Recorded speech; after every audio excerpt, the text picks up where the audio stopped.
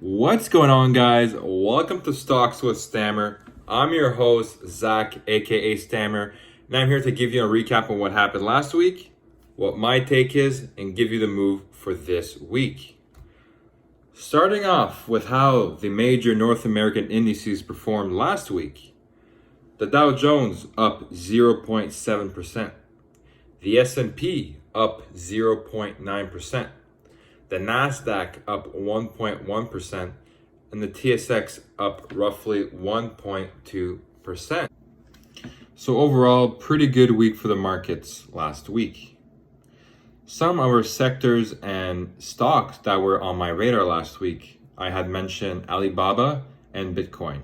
So starting off with Alibaba, basically flat for the week.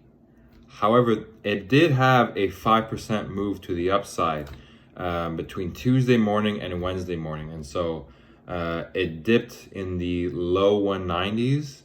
And I didn't jump in on this trade, although I had mentioned that I was closely monitoring it.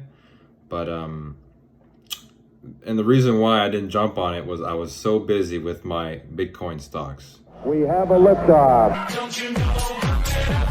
You got to know better. Don't you know I'm better? No, I'm just kidding. I didn't have that as my alarm. I'm just playing. But in all seriousness, Bitcoin started the week in the high 30,000 range, and it actually hit $45,000 a coin on Saturday. And so I'll give you three reasons why Bitcoin went up last week. First of all, technically it was below the 40,000, and I think there was a little bit of FOMO, fear of missing out from investors, and so that boosted the price up past the $40,000 mark early last week. Second of all, there was the infrastructure bill that the government is looking at passing, and I believe in this bill there's a crypto section. I'm actually not quite sure. If maybe someone in the comments could let me know in more detail, that'd be great. And third of all, we've mentioned this so many times on the show, Delta, the Delta variant of COVID-19.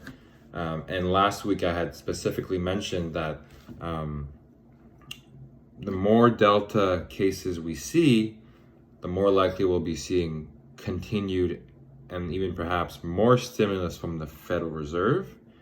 And as a result, I think it would lead to an increase in Bitcoin's price. In terms of economic events this week, pretty quiet. Wednesday, we have CPI numbers from the United States. And Thursday, we have the second quarter GDP numbers from the United Kingdom. Shifting gears to companies reporting earnings, kind of a busy week this week. Starting off on Monday, we have Berkshire Hathaway, and I believe they already reported their earnings this morning. AMC Theaters, so that's both on Monday. Tuesday, we have Coinbase and Fubo TV. Wednesday, we have Wendy's, Neo, Canada Goose, eBay, and Bumble. Thursday, we have Palantir, Disney, Wish, Airbnb, SoFi, and DoorDash. And Friday, we have Line Electric. So what I'll be looking at this week, I'm going to give you two names, Amazon and FireEye. Amazon, I like the technical setup. If you're looking at the RSI, aka the Relative Strength Index, is at its lowest since early May. There's also a diagonal pattern going on right now, and I think that as well, it's preparing Amazon for a bounce to the upside. And fundamentally, Amazon would benefit from any sort of state of emergency or lockdown in either Canada or the United States. FireEye, very, very oversold. Its RSI is its lowest since at least the last 6 months, according to my chart.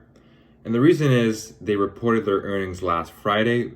Analysts were very underwhelmed with the results, and as a result, the stock dropped.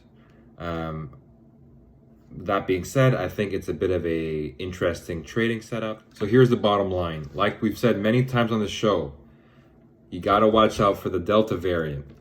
I think whether you're a trader or a long-term investor, or maybe you're even both, I think you got to position your portfolios well and adequately vis-a-vis the Delta variant of COVID-19. That's all for this episode, folks. If you liked it, please like, comment, share, subscribe, do all that good stuff, and we'll see you next time on Stocks with Stammer. Have a good week.